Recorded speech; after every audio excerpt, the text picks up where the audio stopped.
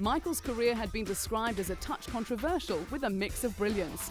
And because of his successes, he has become in demand for charity events, which he is only too happy to oblige. After donating his driving shoes and a signed driving suit, he encouraged bids from the public for his items, which were auctioned on the internet to raise money for UNESCO. He was also only too happy to don a sporting uniform of a different kind. A soccer fan from way back, the German star led his Ferrari team onto the field for a charity match organised to help Iraqi children. With the Giglio soccer stadium awash with the red of the Ferrari Formula One team, 29,000 fans of motor racing and soccer alike watched Michael and his team battle it out on the field instead of the track. He led a star-studded team lineup that contained fellow driver Rubens Barrichello, Juventus defender Ciro Ferrara, and former Italian goalkeeper and coach Dino Zoff. Michael opened the scoring for his Ferrari team, showing he's not only a great fan of the world game, but also a decent exponent of it as well. He led his Ferrari team to a resounding 4-1 win over the Italian singers. But despite Ferrari's comfortable victory, the result was unimportant. Through ticket sales and donations, the event raised in excess of $33,000 to help build a children's hospital in the Iraqi capital of Baghdad. Another light moment in a hectic schedule was a cook-off between the world champion and his racing partner Rubens Barrichello. In Melbourne for the 2003 Australian Grand Prix, the duo had the chance to compare their culinary skill, both preparing a tasty pasta dish. In the interests of fair play, the contest was declared a draw, with both men showing their skills aren't only confined to the track. Just to add to the competition's sense of fun, Real Madrid soccer star David Beckham sent the drivers a text message saying, "I hope the only thing you burn this weekend is rubber." But with the fun and excitement comes an element of danger. Italian racer Alex Zanardi's near-fatal crash cost him both his legs, and it sent shockwaves through the racing teams. When preparing for a race at the Milan circuit, Michael's unease grew as the news filtered through of the crash. In that race, Michael finished fourth, a race that would remain exceptional in the German's recent career. It was to show the last time he had been off the podium, and the only time since 2000, that he had finished a race outside the top three. For the rest of 2001, barring 2 retirements, Michael finished 14 times in the top 2 positions. In 2002, he had won a record 10 races, was second 3 times and third once. The impressive list showed the steely determination Michael was well known for, and he went on to break a series of records, including the most points scored in a single championship with 122, one less than his own 2001 record. Considered the best Formula One driver in the world and one of the best of all time, Michael's signature moves and famed aggression has allowed him to realize a dream that began over 25 years ago.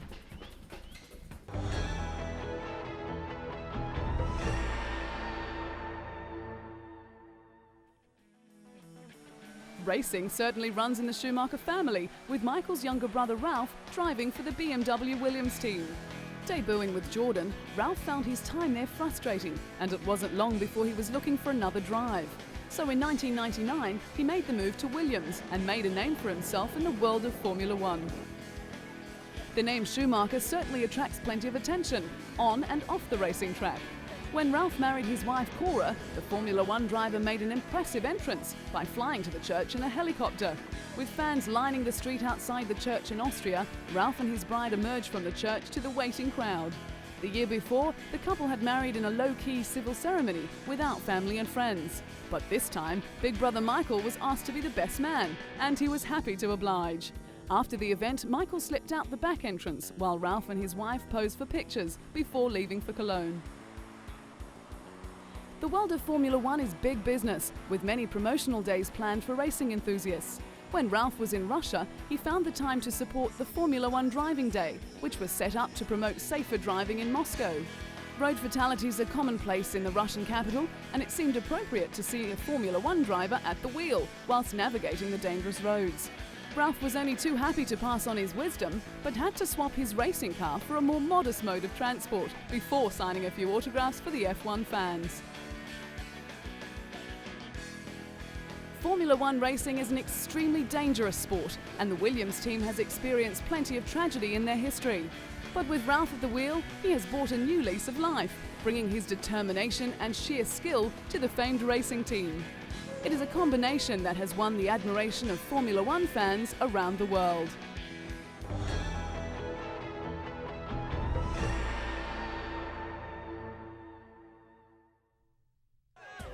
The allure of sport attracts fans from all walks of life, and the glamour of Formula One brings out the brightest stars. Rubbing shoulders with famous actors like compatriot Sean Connery is all in a day's work for Scottish driver David Coulthard, the #1 driver for the McLaren Mercedes. Not shy of the limelight, David's image has been featured on a billboard 4 stories high for Tag Heuer in New York. The Swiss watchmaker is the official timekeeper of Formula One and a corporate partner of the McLaren Mercedes Formula One team. The 4-story billboard was Tag Heuer's largest in the world and was part of a new ad campaign. Coming from a well-to-do Scottish family, David was surrounded by racing from an early age. He was karting from the age of 8 and was a multiple Scottish champion before he moved into Formula Ford, then Formula 3 in 1991. It was that year that David fought a season-long battle for the title with Rubens Barrichello, with the Brazilian eventually coming out on top. David's Formula One career began in 1994 in difficult circumstances. He was thrust into the spotlight when he replaced the legendary Ayrton Senna after his fatal crash. At the time, David was driving for the Williams team, who were dominating the sport at the time, and was sharing a seat with Nigel Mansell.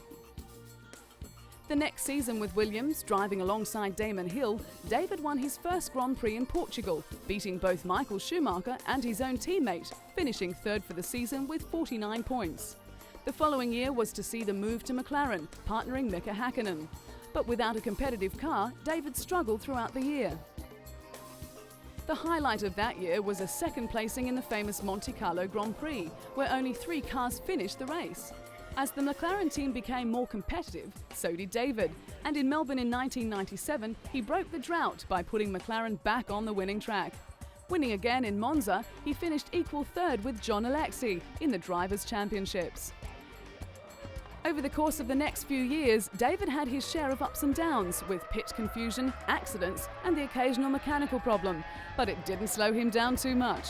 A serious plane crash in 2000 seemed to give the Scot a new perspective on life, but despite a very strong challenge for championship glory, he finished 3rd in the standings. Despite his gallant efforts, David has been plagued with team reliability problems. And with the emergence of a very dominant Michael Schumacher in the Ferrari team, the task of reaching the top keeps getting harder and harder. But when he's racing head-to-head with the best drivers in the world, David's never-give-up attitude will always come to the fore.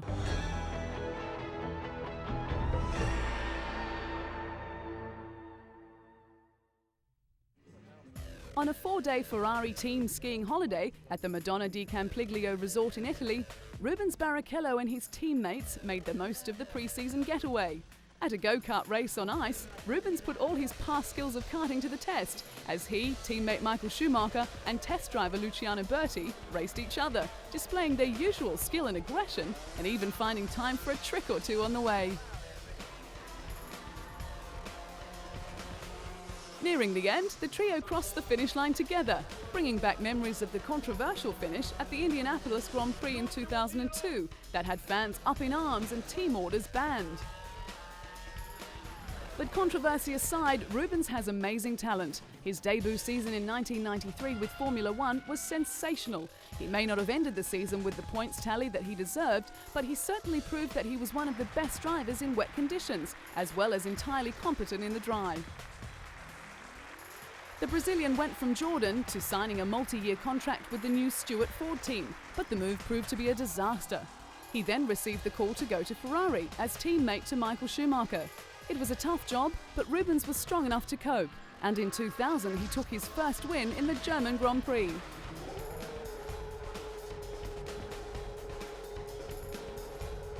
Before arriving at Ferrari though, Rubens had put in many hard years. The Jordan team began to suffer from reliability problems, even though the Brazilian had some brilliant results. 1996 proved to be a disappointing year, and Rubens parted ways with the Jordan team.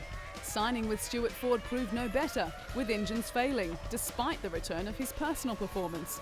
A superb second place at Monaco in 1997, one of the few times the car actually made it to the line, was a testament to his speed in wet weather conditions. But Rubens needed a car that would enable him to finish a race in order to make any progress as a driver, as well as to motivate himself, and he found that with Ferrari. But since joining the influential Ferrari team, the FIA pressed new rule changes designed to make Formula One cheaper and more exciting. With the spiralling costs required to compete at the highest level, the governing body announced a deal to keep the circuit from shrinking to 8. But the sport's richest teams, like Ferrari and Williams, balked at some of the ideas.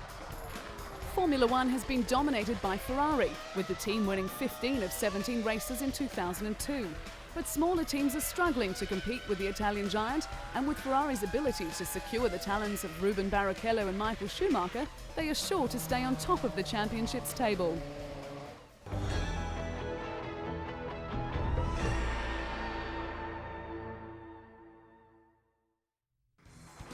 Two-time Formula One champion Mika Häkkinen retired in 2002, ending a career that spanned for more than a decade.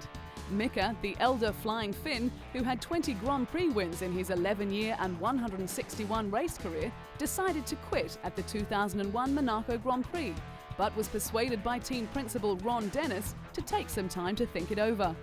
But the sabbatical failed to change his mind, and when the Finn visited the Monaco Grand Prix, it only strengthened his original decision. Mika and his former racing partner David Coulthard spent 6 seasons together in the longest Formula One partnership to date, and the Scot was sorry to see his friend go. But as sad as it was to leave the sport he loved, a relaxed Mika now spends his time between Monaco and Finland, enjoying his young son Huber and wife. With the hope of more children in the future, Mika has found a lifestyle worth enjoying. Retirement meant that the 2001 Indianapolis Grand Prix will go down in history as the Finn's last victory, as well as one of his most satisfying. The decision was more about, the time I want to spend with the family, to see the Hugo growing, spend time with my wife, and I simply also didn't want to hurt myself. I've been so much through in my career in Formula One, particularly in '95, so I did achieve so much. I thought it's not worth it anymore to push your luck further. Throughout his time at McLaren, he made a lifelong friend in team boss Ron Dennis. Ron stood by him after a near-fatal crash at the 1995 Australian Grand Prix in Adelaide, when the Finn speared into a wall at high speed in practice. Mika suffered head injuries and nearly suffocated until quick surgery by trackside doctors cleared his airways. But once racing is in the blood, it is hard to get it out of the system. And with 2 Formula One World Championships already under his belt, the retired 34-year-old decided to test himself on 4-wheeled racing of a different kind. The opportunity to race in his home rally just held too much appeal. Mika completed 3 days of practice on the frozen Kemijoki River in the north of Finland for his guest appearance as a Mitsubishi driver in the Arctic Rally. He admitted that he was enjoying the format immensely, but was also acutely aware of the difference between the driving styles and the pressures involved. He realized that having a world championship in one discipline did not mean a prospective championship in the other.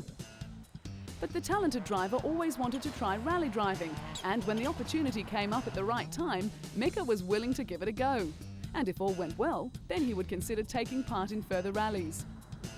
For a rookie, he had plenty of talent and pedigree on his side, with more Finns having won the World Rally Championship than anyone else since the series began in the late 1980s. And when it comes to pedigree, Mika tops the list. His first win in Formula One opened a floodgate, and he took 8 victories in 1998 to beat Ferrari's Michael Schumacher to the championship by 14 points. He repeated the feat in 1999, beating Ferrari's Eddie Irvine to the title by 2 points after Michael Schumacher broke his leg at Silverstone. But the German was determined to get back into racing against Mika, rating him as his most competitive opponent on the circuit. The back-to-back World Championships powered the Finn into the select band of the world's greatest drivers. He joined 6 other luminaries who have achieved this feat, including Alberto Ascari, Juan Manuel Fangio, Jack Brabham, Alain Prost, Ayrton Senna and Michael Schumacher. In his final season, the Finn's thoughts were clearly elsewhere, and he finished 5th overall, despite wins at Indianapolis and Silverstone. Both victories came after he had made up his mind to quit.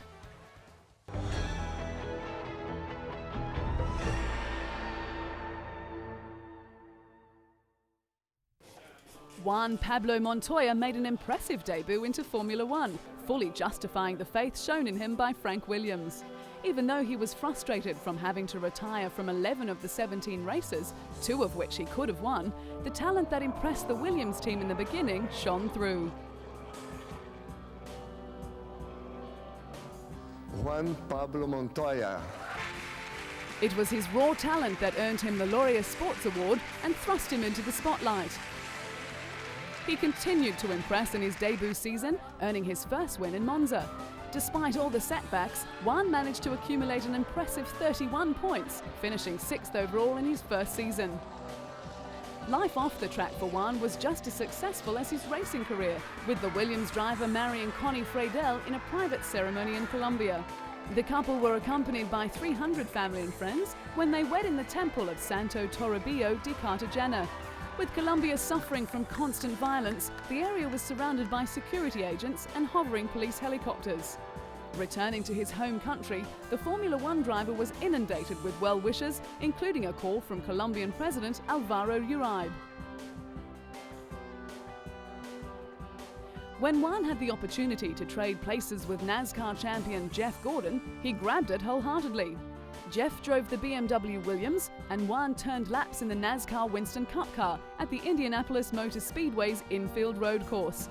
This was the first time the 2 racing stars had driven their respective cars, and it was an event they fully enjoyed. In the event named Trading Paint, Jeff, a 4-times NASCAR champion, and Juan, fresh off a Formula One victory at Monaco, burned up the circuit. Even though the racing was competitive, the day was a break from the grind of Formula One. After the ride, Juan joked that he thought there was not enough braking power in the stock car and that he needed a parachute to stop. It wasn't long before it was back to the serious business with Williams, and with the dominance of Ferrari and Michael Schumacher, the Williams team was looking for a boost. Founded by Frank Williams in the late 1960s, a lack of financial support made success difficult to achieve. The team's first win came at Silverstone in 1979, followed by a Drivers' Championship for Alan Jones and a Constructors' title in 1980. In 1986, Frank Williams was involved in a road accident which left him paralysed. Despite the trauma, the Williams drivers, Mansell and Piquet, dominated, with Alain Prost claiming the championship. Frank realised a dream when he signed Ayrton Senna, but it turned into a nightmare when the brilliant Brazilian driver was killed at Imola. This left Damon Hill in the driver's seat, winning the title in 1996. It was in 1999 when Frank acknowledged the talent of Juan, organising a swap deal for the Colombian to take up the role in the Chip Ganassi team. There he flourished, taking the kart title in his rookie year. He claimed 7 wins throughout the season, as well as 7 poles, becoming the youngest champion in the history of the sport.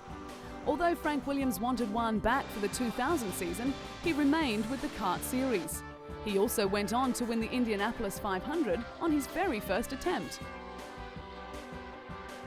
Returning to Williams in 2001 to partner Ralf Schumacher, Juan saw his first Formula One victory. He secured several podium finishes and 3 pole positions in his debut season. A tussle with Michael Schumacher when the Colombian refused to back down to the German, and a fierce confrontation with Jacques Villeneuve caused quite a stir on the track, and his aggressive driving style has become a trademark for the fiery Williams driver.